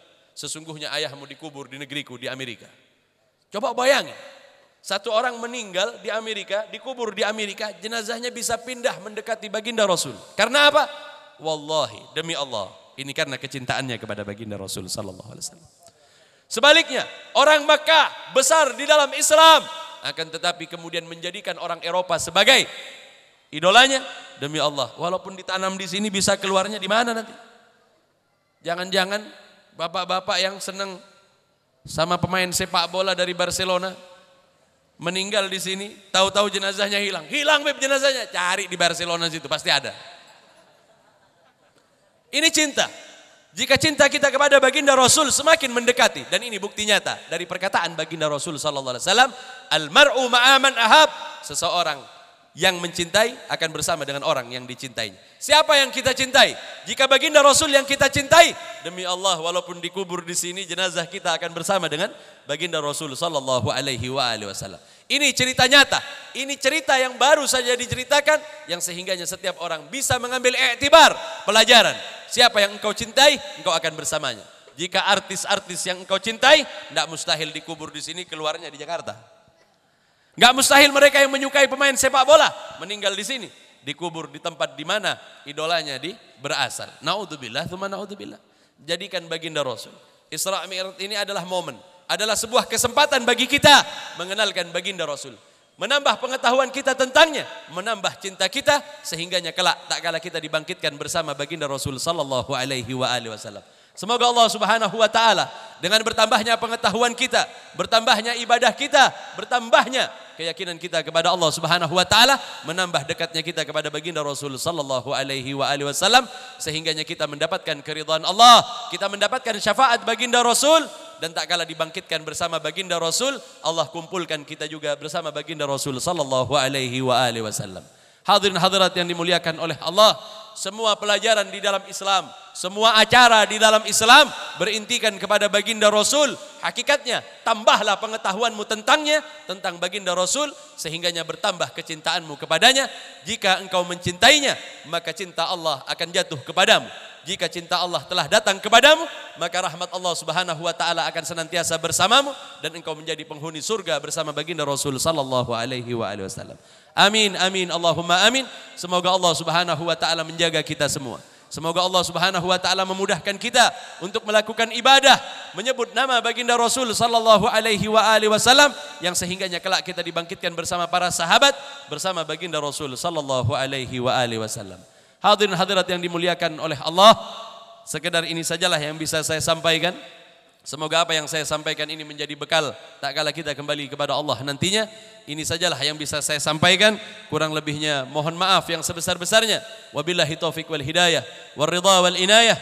Assalamu alaikum warahmatullahi wabarakatuh. Bismillahirrahmanirrahim. Alhamdulillahi rabbil alamin. Allahumma salli wa sallim ala sayyidina Muhammadin wa ala ali sayyidina Muhammad. Allahumma amur ajsadana bi ta'atika wa amur qulubana bi mahabbatik wa amur arwahana bi ma'rifatik wa amur asrarana musyahadatika ya Rabb. Allahumma altuh bina wa fansurna farijana wal muslimin. Allahumma akfina wa iyyahum jami'an syarra masaibid dunya wa din. Allahumma aslihna wa aslih man fi salah al-islam wal muslimin. Allahumma la tuhlikna wa ahlik man fi halaki salah al-islam wal muslimin. اللهم ارفع عن المسلمين أذى والغلا والبلاء والهم والجد والجد من الفتن ما ظهر منها وما بطن في بلادنا هذا خاصة وعن سائر البلدان المسلمين أما يا رب العالمين وادفع اللهم عنا شر الطاغين والباغين والظالمين المعتدين بما شئت عاجلا غير آجل في عافية برحمتك يا أرحم الراحمين ربنا ظلمنا أنفسنا وإن لم تغفر لنا ترحمنا لنكونن من الخاسرين ربنا آتنا في الدنيا حسنة وفي الآخرة حسنة وقنا عذاب النار بفضل سبحان ربك رب العزة عما يصفون وسلام على المرسلين الحمد لله رب العالمين. تقبل الله منكم.